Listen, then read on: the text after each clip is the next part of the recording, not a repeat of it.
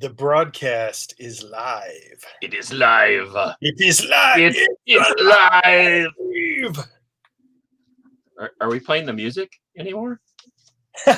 Now we're working on Mark and I have a plan for that. Hey, we are back. It is episode 56 of the Metal Roundtable. Wait a minute. I can't. Rob. I can't. I guess and I can do as that. always is the great. I keep Carcass John. Carcass John. How are you, brother? Huh? I'm busy. I mean, I should be refreshed because I just got back from vacation. Oh, I'm refreshed because I'm drinking my liquid death water. Yeah, you know, when you go on vacation with sponsor us with a daughter and son-in-law like mine, you end up needing a vacation to get over your vacation because they are like the Schwarzenegger twins, and we had to get proper pumpitude every day. But nice. Anyway, nothing but good things to say. So that'll be my first shout out. Are we ready for shout outs yet, or?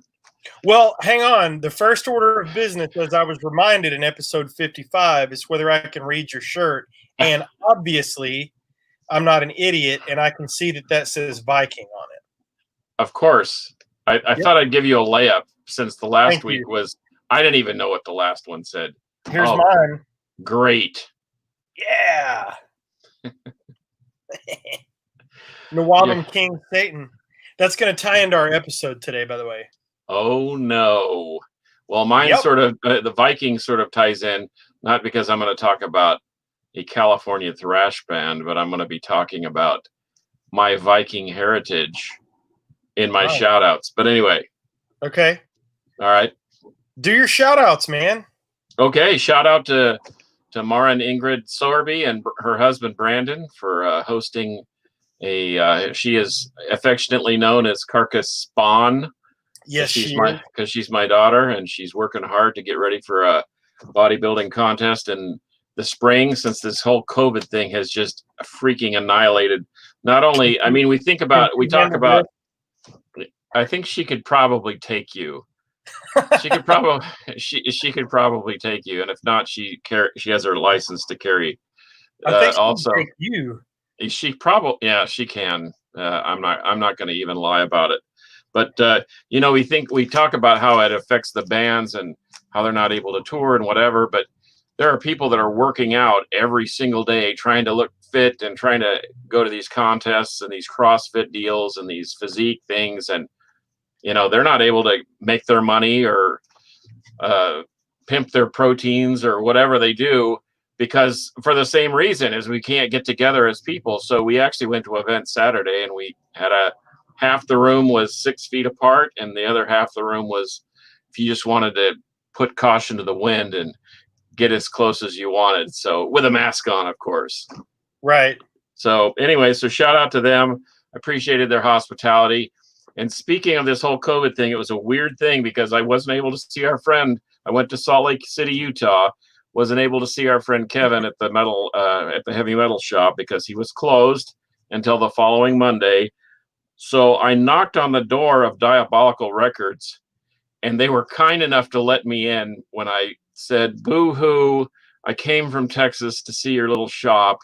And he said, "Just put your mask on and don't tell anybody." But now I'm telling everybody, but he's open. So, but anyway, they've been open for not quite a year, and they've become sort of the eclectic place to shop in Salt Lake City. In fact, Gate Creeper just played there before this whole thing shut down, and I thought, oh my gosh, then now that's a sign of a good record or a record store. And then another shout out to another record store, Gray Whale Entertainment in Taylorsville, Utah.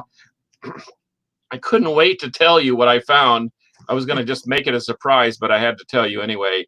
I found an original pressing Pantera power metal. And when I saw the price on it, I thought maybe they'd left the zero off the end, but it wasn't. They didn't leave the zero off. They had it for $39.99, and it was unbelievable. I snatched that thing, and I wanted to ask questions, and I just didn't. That's anyway. That's a good score, dude.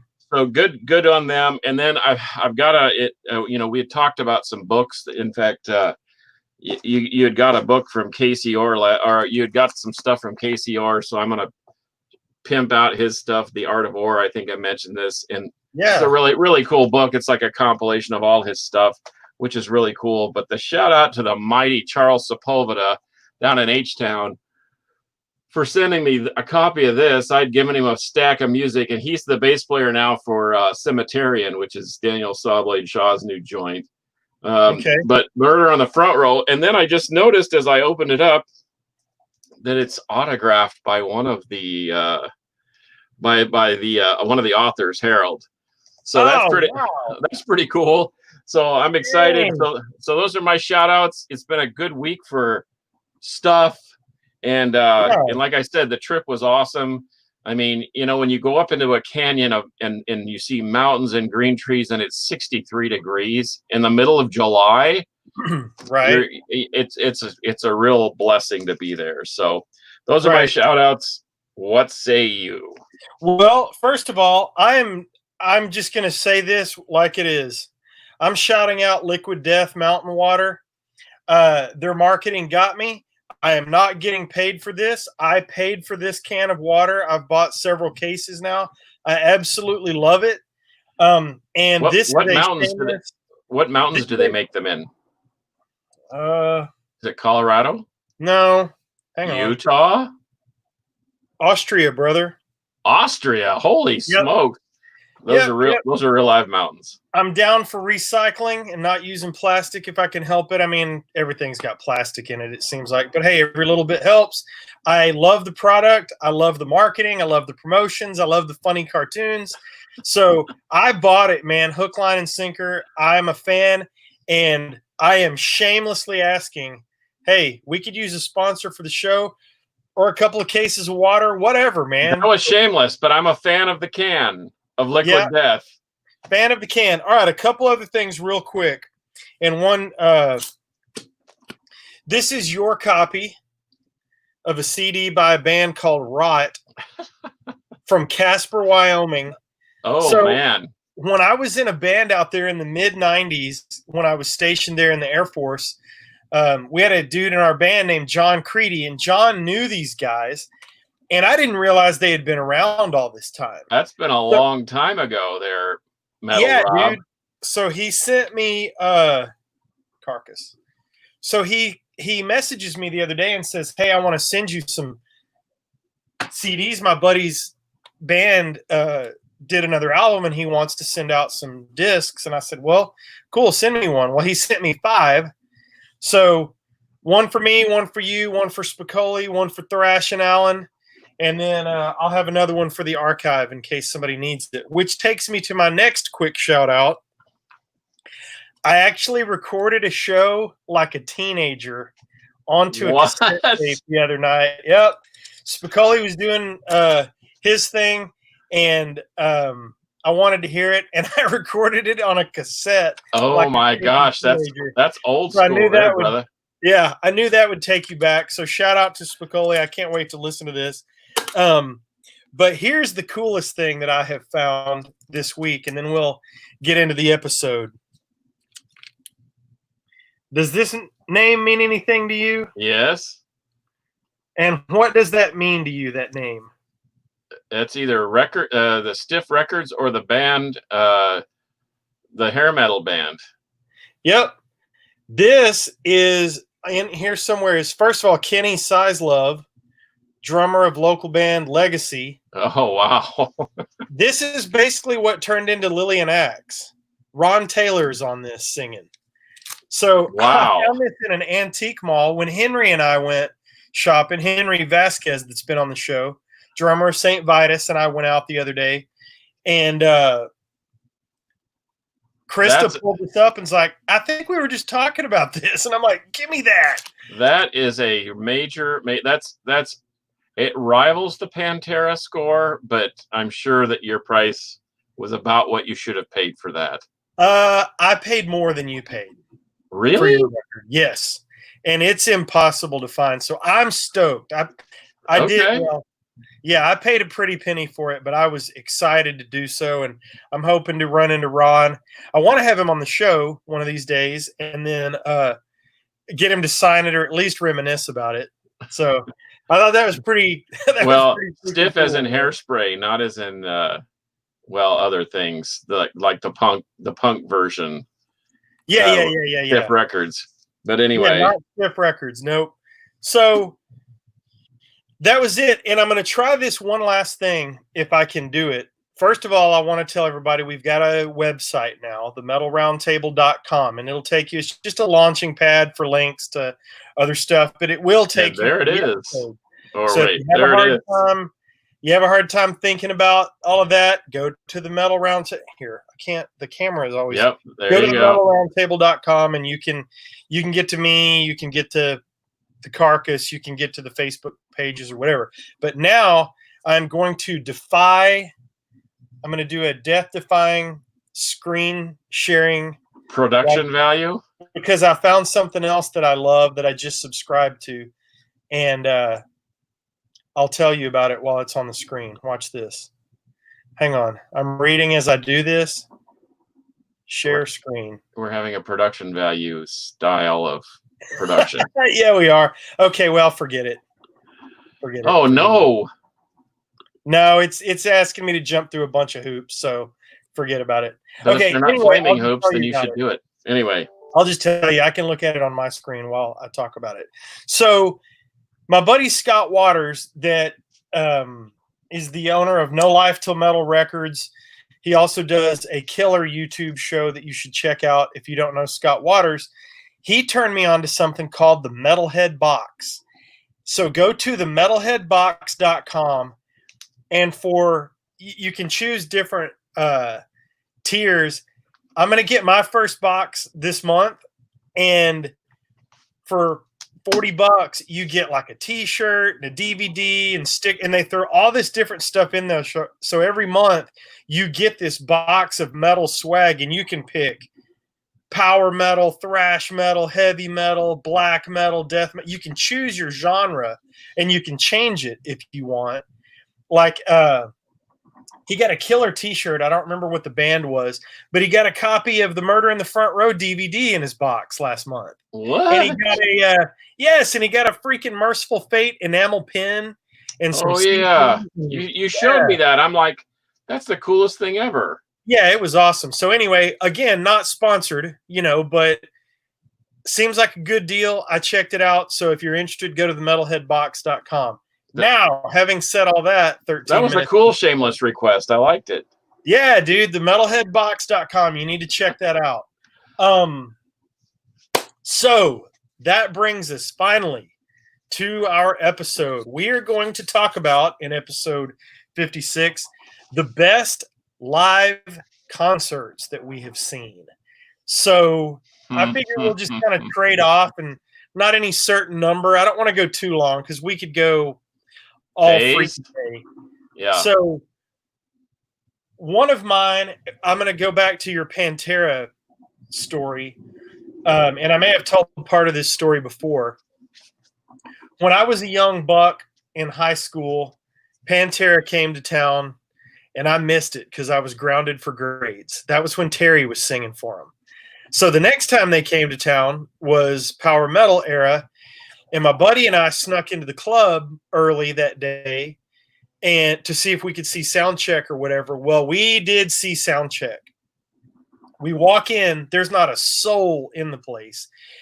And that Blue Lightning guitar is laying there in a case open on a couple of bar stools. And a few minutes later, 20, 30 minutes later, those dudes walked in, and Daryl's hair was this big.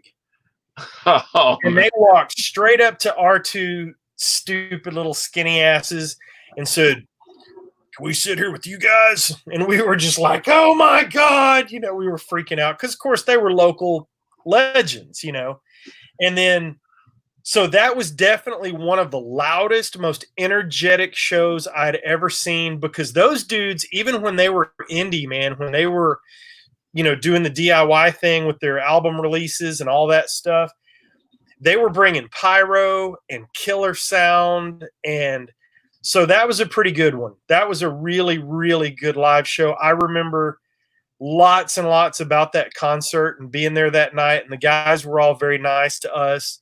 So that was an early one for me. So you go. Well, I saw your power metal tie-in. It's a good thing I found that and not Projects in the Jungle. Anyway, Hey, well, don't hate on my brand of metal. yeah, okay, you and Poser down in Houston. Well, what I did was I mean, like you said, we could go on for days. So I wrote my top 5 down, and I have a couple of honorable mentions, and I'll just go over those briefly. Honorable mention: Black Sabbath, The End Tour. I saw them on the very first American date in Denver, and I saw them on the very last American date in Dallas. And one was indoors at the beautiful Pepsi Center up there in nestled in the mountains of Denver, and it was freaking awesome. We had paid for the VIP, which was, I thought, fairly reasonable, which was $400 a person, which guaranteed us a book, a stack of paraphernalia and pens and stickers and a poster and a tapestry and coasters and the first 5 rows.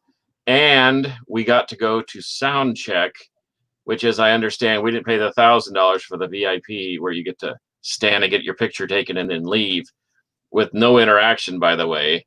But anyway, it was impressive, and they actually interacted with the crowd. And there was about, I don't know, 100 of us there for sound check for Black Sabbath. I mean, it was amazing. And anybody that pshaws the Bill Ward thing, sorry, Tommy Clufetos is a bad to the bone drummer, and he pulled off a 1970s Bill Ward before he was not able to play as well. So that was an honorable mention. And this one, you may remember, the 3rd of October of 2019, we had Municipal Waste, Napalm Death, Sick of It All, Voivod, Revocation, and Psychroptic. And no offense to Revocation fans or Psychroptic, they're a great band. Those are both great bands, but I could have cared less about them. I was interested to see how Voivod could pull it off. I was so happy that we got to see them, because I got a book of, speaking of books, of Away, and his killer art, and it's called Away. And anyway, and he personalized the book with a little drawing too. Nice. So it was awesome. And the reason why I picked that one out in particular is because Napalm Death was on point, 1,000,000%. And who can argue with Municipal Waste? And I remember telling you that, you know, be ready, because Barney's going to blow your socks off. And sure he did. And he sure did. And Yep. I just thought that was a killer event. So anyway, number 5 on my list real quick, Judas Priest. It was sort of the best and the worst, because it was Judas Priest at the Allen Event Center in Allen, Texas in 2014. I think it was November. Mm-hmm. Steel Panther opened for them, and they were so dreadfully bad. And I know these guys are killer musicians, but man, the whole stage bander and whatever, it was terrible. But Priest came out with both barrels blazing, and I mean, it was on point. And after the show, thanks to my friend Mike Spears, he walked us up to the front of the stage, and there's about 100 of these little metal, oh, this is so hard. I know, the camera kills me too. Metal God picks. This was Rob Halford handing me a pick, walking right up to us, splitting the crowd, and handing me a pick. That's and awesome. Mike said, this is one of 100. And it wasn't so much that the pick thing was awesome, but they were so good and so tight, and had dipped into their well of I think they had just released their 17th album. And I mean, you can sure tell they're like Overkill. I mean, they are so polished and good that was a mind blower. So that was my number 5. Go ahead, fire away. I don't know that I'll have 5, but we will definitely banter back and forth. And in mine are in no particular order, although I will save my most favorite concert for last. In 1990, they put together this little old traveling circus called Clash of the Titans. Oh, wow. And my buddy and I got tickets. So it's Slayer, Megadeth, Anthrax, and Alice in Chains. Well, little did I know what Alice in Chains would end up meaning to me. I ended up becoming a big fan. And they had to earn it that day, man, because nobody cared. It was a sparse crowd for them, and people were indifferent, but they brought it like there were 20,000 people there to see them. And it was an outdoor shed, so there probably ended up being, I don't know, 10,000, 12,000. I don't remember, but sparse for them, but they killed it. And then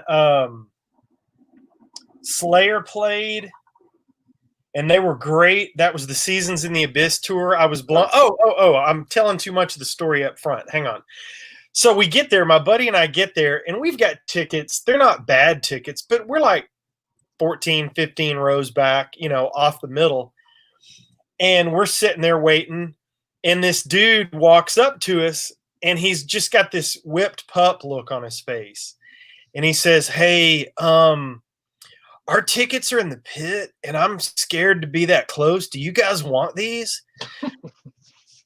So I am right leaning on the barricade in front of Marty Friedman's monitor, which was also Jeff Hanneman's monitor. And I don't remember who in Anthrax, but I mean, they were right there. They could have reached across the security guard and slapped us. But we got down there. Anthrax was killer. I got Slayer played then. I got a Hanneman pick, and this kid next to me just about freaked out to switch me out for a Frankie Bello pick. I've still got the Frankie Bello pick, but boy, do I wish I could go back and do that over again. Yeah, that wasn't a very fair trade, amigo. Yeah, I met Frank at a meet and greet. Super nice guy. He was really nice when I met him. But to have that blood red Hanneman pick that I handed that kid and traded him. Oh, hey, we have a guest waiting. What? Yes. We're being joined by the governor of the great state of Texas. I see Rick Perry. Well, there he is. Oh my gosh. Political greatness. So for those of you who don't know. Oh, yeah, we can hear you. I can hear him. Check. Microphone. You can hear me? It works? Yes, it works. It's a whole new world. It is a whole new world. What's going on, guys? Not much, man. I'll tell you what we're talking about here in just a second. So for those of you who don't know, we have been joined by Texas political royalty today, the former governor of the great state of Texas, Mr. Rick Perry. You're a dumbass. That's not Rick. That is the ambassador of metal in Texas. Not the governor. Not the governor. No, it's not the governor. Okay, I got that wrong. He's. I'm sure that he needs no introduction, so we'll just let him talk. How are you, brother? What's going on, good, Rick? Man? Trying to make this happen a couple times, so I finally got to be part of the round table. That's right. Awesome. Well, it's good to have you. We are discussing our best live shows that we've ever been to. So we will get through that, and then we will talk all things Iron Jaw. Best live shows? Okay. All right. Yeah, so hang with us. So what was the best live show? What were some of the best live shows y'all seen? Well, I was just Carcass talked to us a minute ago about one that I've forgotten. Now I'm all giddy because we have a guest. And well, I got a top 5, and I had honorable mentions. Yeah, I had the honorable mentions as the first and last Black Sabbath on the End tour, and then the Municipal Waste Napalm Death Voivod thing. But my number 5 was Judas Priest live at the Allen Center, and I know that Rick has a fondness for Judas Priest. In fact, we've had this discussion with Mr. Perez, Mr. John Perez. You think the one at the Allen Center was the best one? Since I hadn't seen him since, I want to say since '83, and I saw them, and they were just absolutely blistering, killer set list, and they were on point. Yeah, they were. I think I saw you there, didn't I? Yeah, they were there. They were at the Allen Center twice. They were at the Epitaph tour Was the Epitaph or was the one after that? That was yes. Panther was the opening and one. Redeemer of Souls. I think they were on that tour too. But Yeah, I saw Yeah. them. Were you there with Steel Panther? yeah. I went there both times, but yeah, I think you were there at the The Steel Steel Panther. Panther Redeemer of Souls tour, and yeah, they were killer that time. Yeah. I saw the Epitaph tour in Allen. Yeah. Firepower was really good too. I didn't see that one. I didn't make it to that Bomb one. Factory. So I But, had British just Steel was recorded one probably with the best. British. You saw them on British Steel. At Will Rogers Coliseum in Fort Worth, Was Oh, that man. what year was that? Because I saw. 1980. Yeah, it may have been whatever the year after that was, because I saw them at the Salt Palace, and man, they were pretty good then too. I bought a shirt for $9, and I thought, gosh, they're getting so expensive these days. Yeah, $9. no, British Steel was super.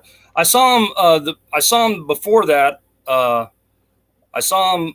The first time I saw him was opening up for Foghat, but I didn't know who they were. So, I was there to see Foghat, and I didn't really understand what Judas Priest was. I was impressed by him, but they seemed pretty alien. I mean, it was super. This is like '78, so it was crazy. But and then on '79, I saw him at Texas Hall in Arlington on Unleashed in the East tour, and that was great. But I think British Steel was probably one of the best times I've seen him. Yeah. At Will Rogers. Just super heavy, super loud. Just, I mean, way heavier than you can imagine, now, just because there wasn't really anything that heavy at the time, At the time you were listening to, just, it was Boston and Heart, whatever, I mean. Yeah, Judas Priest is not either one of those bands. No, But no. I anyway. had just told him about seeing Pantera before they got signed and how intense that was, and then I had started into my story about the 1990 Clash of the Titans tour and how I swapped a Jeff Hanneman guitar pick for a Frankie Bello pick, and I'd like to have that back as a do-over. Where did you see that here in Dallas? I did. Yeah. Gamacide played the side stage at that show. Sound Warehouse had a side stage in the concession area. I have waited 30 years to confirm that because I remember standing in front of that stage watching Gamacide play thinking, this is the greatest thing ever. And I don't know who the bass player was, but I was fixated on this crazy looking bass player dude. I don't remember who that was, but so I have seen Gamacide. I knew it. That was probably one of the craziest shows we ever did. Oh my gosh. They used to have a small stage in the concession area, and they called it it was the Sound Warehouse stage. It was sponsored by Sound Warehouse Records back then. And they called us and asked us if we wanted to play, the Clash of the Titans show. And we, of course, And so we played before it started. And then before Alice in Chains played, we played about 20 minutes. And then after Alice in Chains, we played about 20 minutes. And that time there was so much moshing and mayhem. People were crashing into the beer stands and stuff that the promoter made us stop. I saw the first 20 minutes because once I went in, I don't think I came out because we ended up with pit tickets. And so I didn't leave. But so I have seen Gamacide. I knew it. I thought it was you guys. For 30 years, I was convinced that was Gamacide, but I never was able to confirm. Was it really Gamacide that I saw? Yeah, that was an awesome opportunity for us, So that was killer. That's awesome. And then Slayer killed it, Anthrax killed it, and then Megadeth came out, and I was so in love with Rust in Peace, and they came out, and Marty Friedman put on a guitar clinic right in front of my face, and it was awesome. So that's definitely in my top handful of shows. Tell us about another one, Rick. Favorite shows that I've been to? Yeah. Favorite shows? Well, I did go to the US Festival in 1983. What? Yeah. We went to the US Festival and saw it was Quiet Riot, Motley Crue, Ozzy, Judas Priest, Triumph, Scorpions, and Van Halen, and that was an experience, man. We drove like 24 hours straight to there. The parking lot was like miles and miles and miles of cars, and finally we got in there, and I remember we went in. It was in a field, and you went over this hill, and you just saw people everywhere. I mean, and way on the distance you see the stage, and we walked all the way up. We got pretty close to the front of the stage. That was an amazing show, but not so much of a great concert, but just an event, Yeah. Yeah, that's amazing. So I'll tell you my funny intense, all kinds of. My funny US Festival story is this. Oh, great. My computer is getting updated information. Stand by. Yay. So I was a massive, massive rock radio fan back then. And I had a couple of blank sets with me. And, oh, hello, Richie. Richie says, great show, by the way. I had a boombox in the back seat of my parents' car, and I was sneaking out of church, in and out of church, to make sure that I didn't need to tune the station better or switch the batteries or turn the tape over. And I recorded the US Festival broadcast. On cassette. On cassette. Yeah. One of these. Remember these? Yeah. Back then, that was cool. You remember back then, they would, the Zoo or Q102 would broadcast concerts quite often. So, a lot of them are on YouTube, and they're great bootlegs now. The Judas Priest, they played at Long Beach, California, and that was a radio simulcast, and now that's they've released it now on the Defenders of the Faith box set or whatever.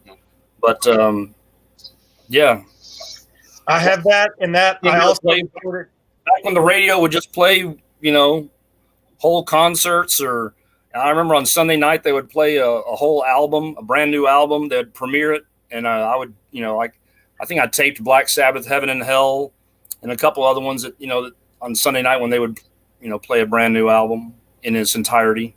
Back then when DJs would just play whatever they felt like. So one of the other things that I recorded that I have a very vivid memory of was that 84 concert from Long Beach, like you're talking about. Yeah. And I bought that as soon as it came out because it was like, holy cow, I have this professionally now. And I played that riding the bus to school on my boombox more times than I can count. And the other thing that I play that Carcass knows about is the Hellstar songs that I recorded off of late night radio. So that was my introduction to Hellstar. But all right, Hellstar, what was it broadcast on? I remember back in the day, I remember Metal Shop on Q102, and I have several of those shows, but the shows that I have are mostly from the late 80s, early 90s. Like Z-Rock stuff? Yeah, but no, this would have been, the Eagle had a show. Headbangers Heaven or something like that. Yeah, that's exactly right. Johnson. Yeah, Paraquat Johnson. Yeah. Yeah. Yeah, he would play good stuff. Yeah, and I don't know who that dude is. I'd love to meet him because my formative years were defined by listening to Headbangers Heaven and Metal Shop. I remember listening to it whenever it would come on, and and they would play Accept and Queensryche first EP and just stuff like that was just coming out. Sabotage. I mean, pretty good stuff, really, for the radio. Well, and that's how I got at the time. That's how I found out about King Diamond. I remember when Accept and Saxon came. Saxon headlined. It was Saxon and Accept came to the Bronco Bowl, and Paraquat Johnson said, You must go to this concert. A true headbanger would not miss Saxon and Accept. You know, I was like, of course. Of course, we need to be there then. So did Yeah, you go? Did you But go? another. Did I go? Of course, yeah. I went to all those shows back then. Most of them. I would say one of the greatest underground shows was the first time Motorhead came. It was Motorhead. Well, no, it was the second time Motorhead came, because the first time Motorhead came was with Ozzy. That was also at Will Rogers. I saw that show on Blizzard of Oz tour. But when Motorhead came back, they played the Bronco Bowl with Merciful Fate and Exciter. And that was a mega heavy show for the time. It was. I mean, it was super heavy. And that was a great show. That was probably around 81, something like that. So, I don't know. I was always a few years too young, because I was only 11 then. And I was a few miles too far north to get to see all that stuff, because I was up in Sherman. Yeah. So, yeah. I was gonna say, Carcass. Tell us your next one, brother. Well, I had number 4, Toxic Holocaust, Exhumed, Mammoth Grinder, and Ramming Speed at 3 Links in Deep Ellum. That was February of 2014, and man, there's no denying Joel Grind and his mastery of writing thrash. But Exhumed is one of my favorite, and Mammoth Grinder is an old favorite from the H-Town grindcore scene. And Ramming Speed, they were, that whole bill was just relentless. That's what I loved about it. It was a small room. The sound was perfect. One of the bands, I think Exhumed, had brought their sound guy from Philadelphia with them, and man, they were punishing the whole night. There was no let up. There was no waiting to go buy a meal or a pizza. You know, usually when you go down to Deep Ellum, there's always a band that's maybe not the greatest, and you can take off and go eat a taco or whatever and come back. Not this night. All 4 bands. No let up. It was bloody, relentless, circle pitting mayhem. And if you know 3 Links, it's really super long, and man, the floor looked like the permapress cycle in your washing machine almost all night long. It was horrifying, in a good way, of course. Yeah. So well, I'm gonna roll out my top one because I want to get to Iron Jaw, but I'll let you finish. But I'm just gonna skip to the top. So this is not metal, and I know you're gonna talk about Osric Tentacles at some point, you bonehead. Of course I am. So the number 1 concert, I did not grow up being a Pink Floyd fan. In fact, that was an instant switch off the radio for me for a lot of years. Well, when I started collecting records, 10 or 15 years ago, I was like, well, I need to check into this. And I knew the radio songs, but I got into Pink Floyd big time, and I really dug deep into their catalog. And I told my wife, I said, if anybody from Pink Floyd comes to town, I don't care who it is, we're going. And we did, and we sat on the very back row at the top of the American Airlines Center and saw Roger Waters, and I would not have wanted another seat in the building, no kidding, because we could overlook the whole spectacle. And, politics aside and worldviews aside and different things like that, because he's certainly got his opinions, but to overlook that spectacle and see somebody, an original member of Pink Floyd, doing their thing, I was blown away. And I don't know what's ever gonna top that. That was just an amazing show. It sounded great. The songs were killer. So believe it or not, Metal Rob's top show of all time is Roger Waters at the American Airlines Center. How about that? I can tell you what might dethrone it. Go ahead. I'm just going to give you the rest of my top 5. Do it. Believe it or not, Journey, Bryan Adams, and Rail at the Marriott Center in 1983. It was a homecoming show. Journey absolutely just destroyed. Bryan Adams was credible, and Rail, a 3-piece, and I know we're going to have an episode about power trios. Yep. They were certainly a formidable crew, and a lot heavier than I thought they would be at the Marriott Center in Provo, Utah. Number 2, was a show, and I don't even remember the name of the place. It was like a little practice joint somewhere in Houston, down in the bowels of over by the U of H. And it was forebode. It was the second time I'd seen them, and they were with a grindcore band fronted by a Brazilian gal called Tantulum, and it had members of Insect Warfare and War Master, and man, they were just absolutely brilliant. And then Crusher. But anyway, I could go on and on, but I won't. But my number one show was 94 at the Abyss, Houston, Texas, Osric Tentacles. I'm sorry. They played 3 hours, and it was all quality, and they had the fruit salad lights, which were completely the whole psychedelic backgrounds, just like you see on like Godzilla versus the Smog Monster when they were in the club singing with the little amoebas and stuff going in the background of the girls singing. They had all that stuff, and they had lasers shooting everywhere.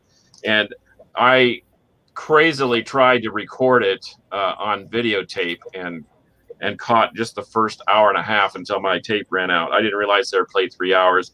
That was sponsored by the enigmatic and great Chuck Roast of Vinyl Edge Records, who was in a band called Small Craft Advisory, super eclectic weirdo rock. And but it was just the whole thing.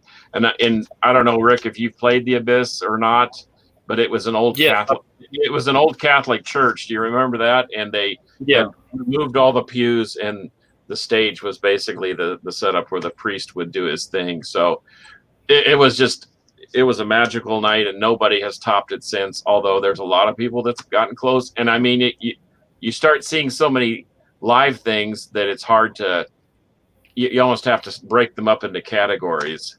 In fact, speaking of Houston, I remember when you did the Gamma Side reunion thing, I'll let you tell the story about you playing at Forget About It #2. The show basically tanked, and someone said, "Hey, we got this punk show house party happening in downtown Houston, and I'll let you take it from there." But first, I wanted to ask you, what was the first concert you saw, Carcass? The first concert that I ever saw, in my life, Black Oak, Arkansas. How old were you? Well, I guess my parents won't be watching, but I sneaked in. I think I was 14 or 15. Okay, so that was probably 70, mid 70s? 73, 74. And did you go to the concerts pretty much regularly right after that? Or? Yeah. Really? So you've been going to concerts since the mid 70s? Yes. Okay.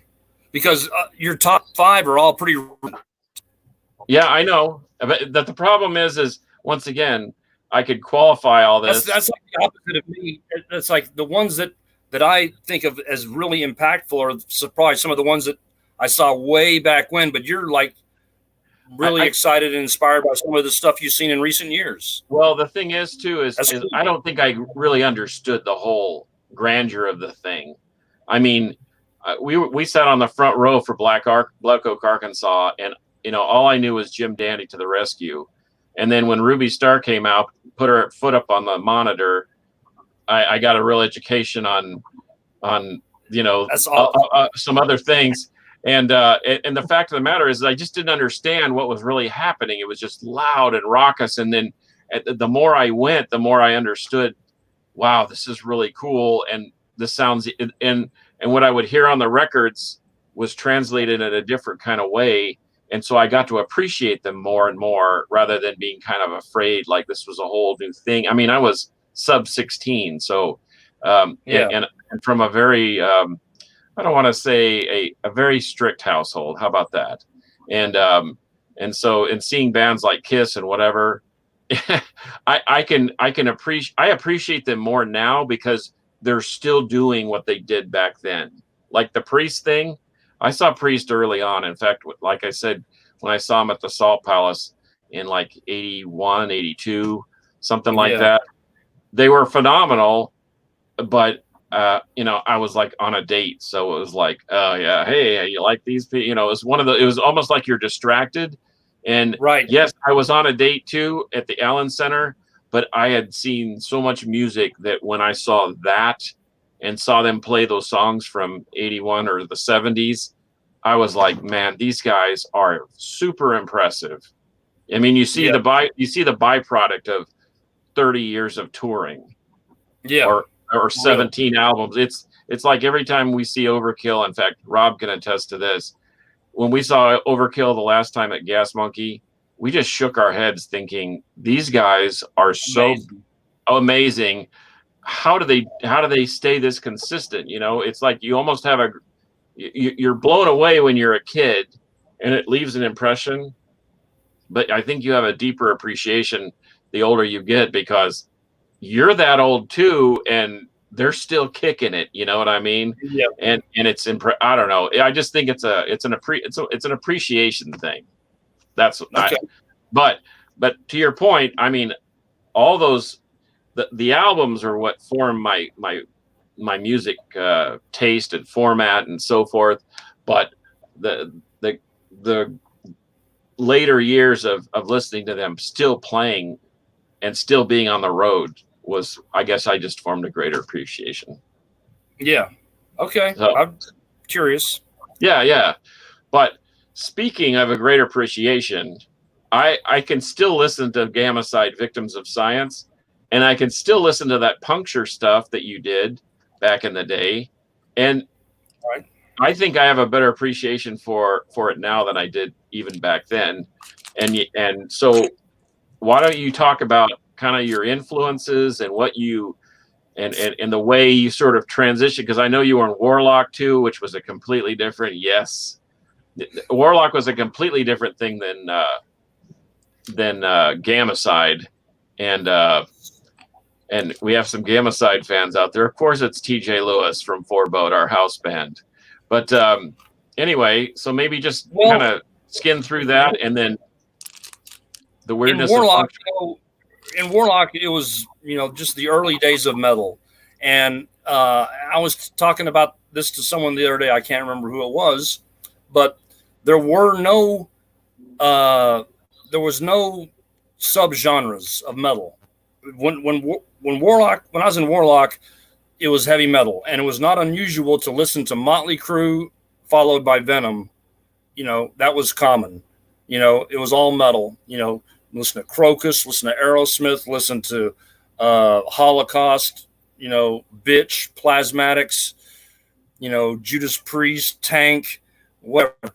It was just all metal. And so it was only after, as I guess probably, and this would have been one of my top shows, was Warlock. We all went down to Austin to see Slayer at Liberty Lunch on Hell Awaits tour because they didn't play in Dallas. So we went down to Austin and see him, and that made a huge impact on us.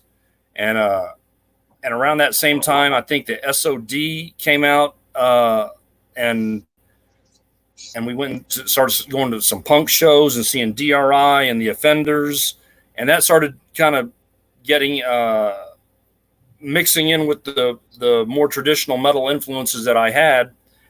And so the songs we were writing with Warlock started getting heavier and heavier until finally when we broke up, then Eric and I just kind of continued on in that same trajectory, because some of the early Gamma Side songs actually started off as Warlock songs. Gutter Rats and Walking Plague, those were actually Warlock songs to start off. Wow, those are two of my favorite, by the way, but go ahead. Those were Warlock songs to start with.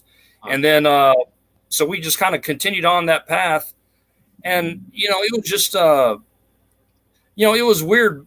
All of a sudden there was like a dividing line, and you were either on this side of the fence and you were thrash, or you're on that side of the fence and you're non-thrash.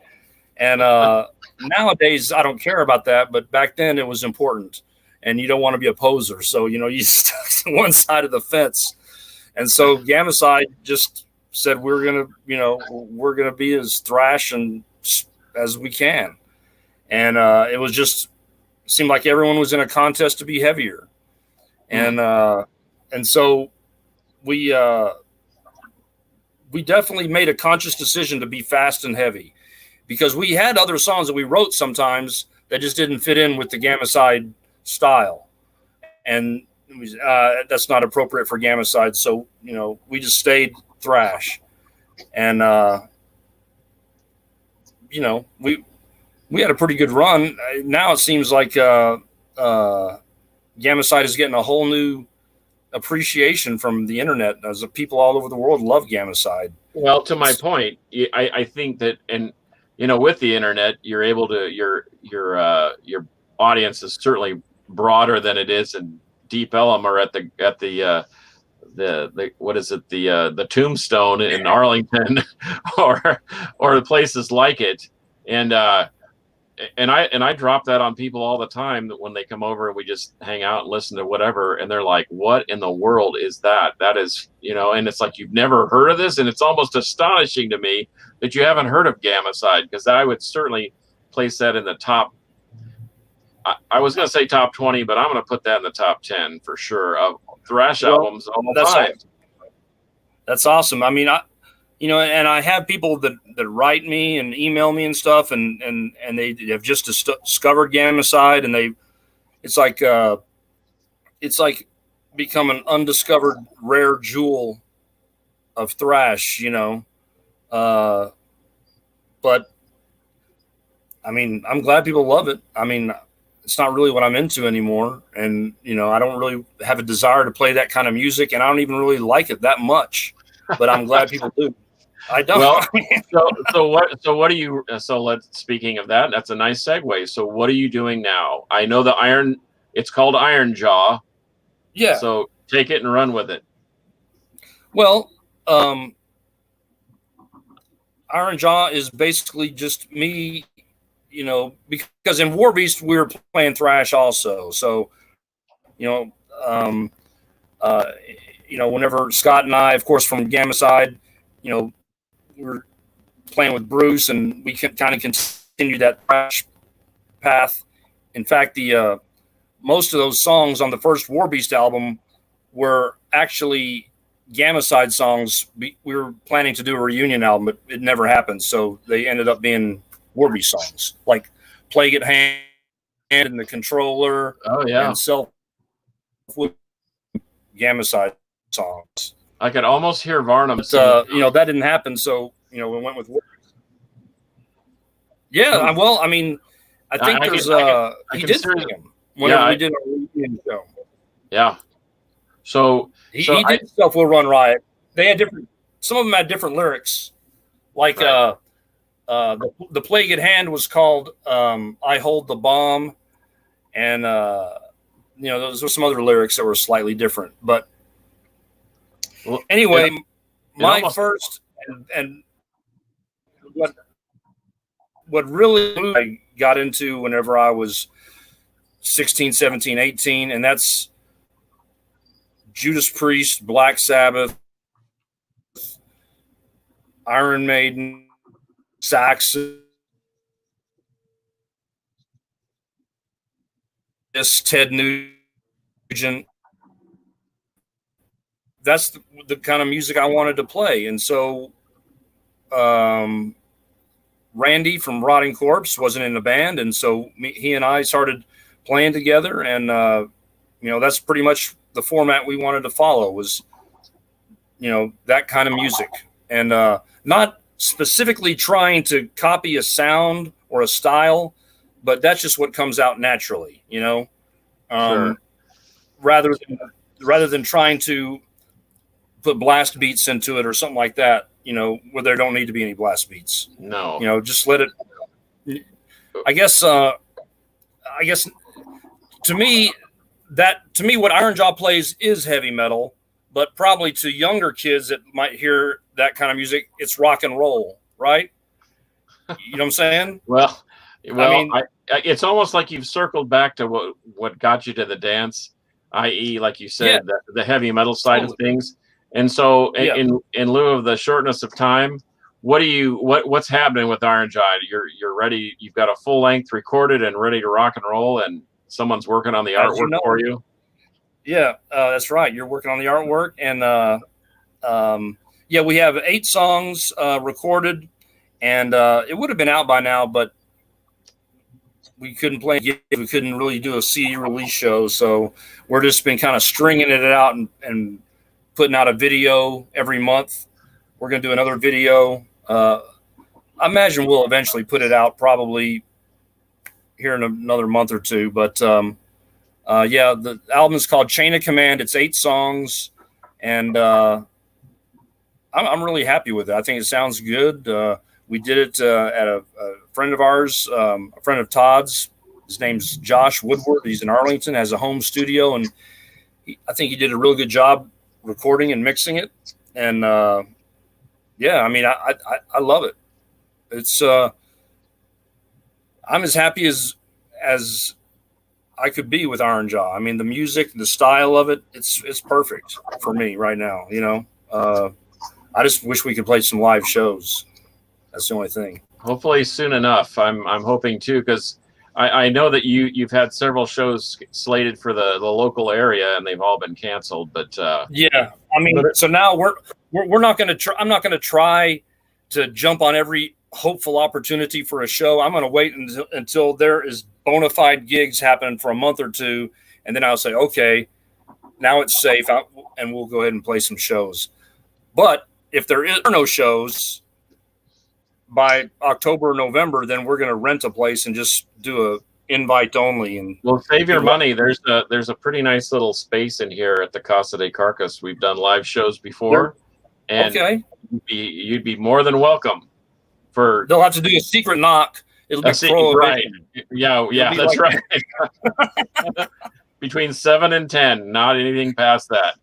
But anyway. Right. But yeah, that'd be awesome. But I'd rather see you on the big stage. I know that you've been slated to play places like the Rail Club and other infamous joints like that have proper sound system and whatever. But hey, we can make it happen. It's been done before. But so 8 songs, Iron Jaw, Chain of Command, out soon. Where can fans or people that are curious, do you have a Bandcamp page or a Facebook page? Yeah, there's a Bandcamp page. It's just ironjaw.bandcamp.com. And then there's, of course, our Facebook, facebook.com/ironjawheavymetal. And I don't even know if there's another Iron Jaw on Facebook, but I think there's a couple of people that had already that name picked out. Maybe it's someone that, could take a punch or something like that. I'm not sure. But anyway, yeah, they can find us on Facebook. They can find us on Spotify and all those digital platforms. So cool. We're trying to do it as best we can in this modern age, trying to reach people through social media. That's why we were showing behind the scenes videos when we were recording the album, trying to get people more invested and involved in it, because we're not making no money off of it. But hopefully, because it's weird putting out a CD now, because it's like, okay, we have a CD. Would you buy it? Or you can get it for free on YouTube. What do you want to do? But we're hopefully, it's more like if you are into this and you if you want to continue seeing music like this, then, support the band and, cough up $10 for a CD and, hopefully, because otherwise, there's not going to be any more live bands. I'm really kind of scared about this pandemic, because it's really going to, I think, it's going to be the demise of a lot of live venues, I think. Yeah. Well, and as well as the Iron Jaw, don't you have a Gamma Side for all the Gamma Side honks out there? Yes. Yeah, there is a Gamma Side cassette that's coming out on Burning Witch Records, and they're giving me 40 to sell. So I'll be selling those on Bandcamp, and that comes with a patch. Yeah, it comes with a patch, and we're going to get some new shirts made and stuff. So because the Gamma Side album actually came out 30 years ago, 1990. So it's 30 awesome. Years ago, 30th anniversary. Wow. That's awesome. I want to touch on Iron Jaw for a second. My introduction to Iron Jaw was at the Corbett Memorial, where Everybody got together over in Fort Worth, and they did the empty mic and all that kind of stuff, which was very cool tribute, I thought. But Iron Jaw played, and I remember I was standing in the back with the Carcass, and I was thinking, this is great traditional heavy metal. I love this. And then I got busy, and it kind of went off my radar a little bit, but I had jumped on the Facebook page and I was paying attention. Well, all of a sudden, there's a song out, and there's this other dude singing. I didn't realize that y'all had a different singer than the guy that I saw. I didn't realize that at first. Yeah. And then I saw, it was Todd. And then you sent me those tracks because we got to messaging about the show. And I'm going to look straight into this camera, kids, and I'm going to tell you that this guy right here is playing traditional heavy metal in the style of a little bit heavier Judas Priest, I think it's got a little more bite to it than some of the early Priest, but it's right in that middle of their career, but it's got that Iron Jaw Texas metal flavor that I just love, and I'm a huge fan. I'm not trying to come on here and just kiss your ass. It's freaking great music, dude. Well, thank you very much, and I appreciate that. And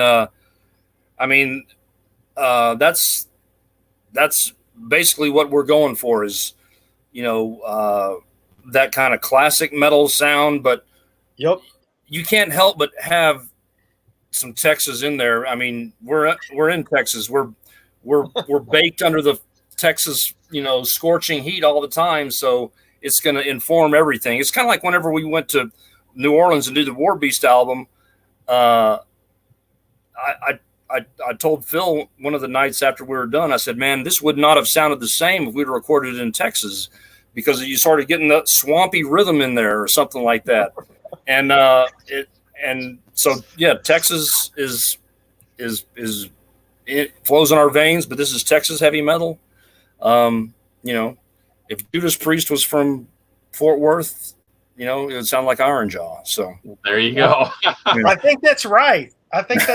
There's certainly an ode to your heroes, but to me, it's just great original traditional heavy metal, and I am super hungry for that. I'm stoked that that's what you guys are doing.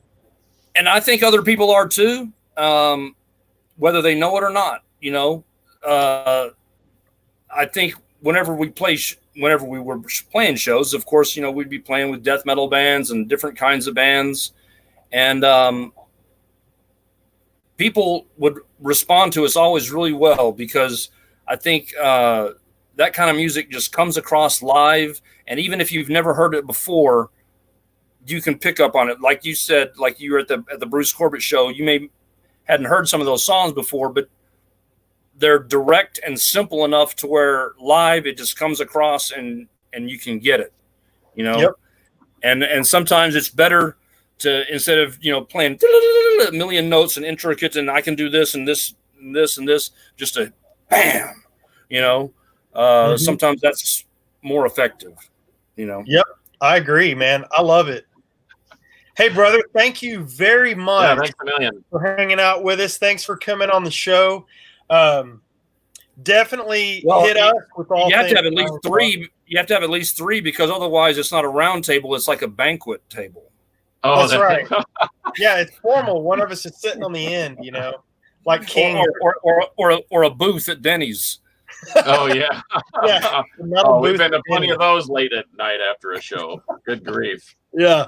Well, Rick, I very much appreciate you coming on. Thank you. And also, you're welcome anytime.